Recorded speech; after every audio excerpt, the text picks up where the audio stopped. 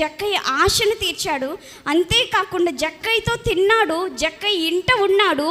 ఇంకా అందరికీ ఒక జక్కయ్య లైఫ్ని చూసినప్పుడు జక్కయ్య యొక్క స్పందన కూడా మనం చూసినట్లయితే, అది చదివినట్లయితే జక్కయ్య ఎట్లా అంటే, జక్కయ్య నిలువబడి చదవండి.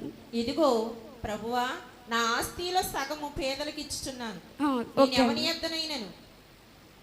నా ఆస్తిలో సగము బేదలకు ఇచ్చేస్తున్నాను. యేసు ఏమన్నా రిస్ట్రిక్షన్ పెట్టాడండి? నేను నీ ఇంటికి వస్తే జక్కయ్య నువ్వు మారిపోవాలి, నువ్వు పాపివి కదా, నీతిమంతులు అయిపోవాలి, నువ్వు దాన ధర్మాలు చేయాలి అని చెప్పలేదు యేసు. కానీ యేసు తన జీవితంలోకి రాగానే, తన హృదయంలోనికి రాగానే తన జీవితం మారిపోయిందండి. మనం దేవుని దగ్గరకు వస్తున్నాము అంటే మన జీవితం మారిపోవాలి. అది అందరూ చూడాలి, అందరూ నీ గురించి నా గురించి సాక్ష్యం ఇవ్వాలి.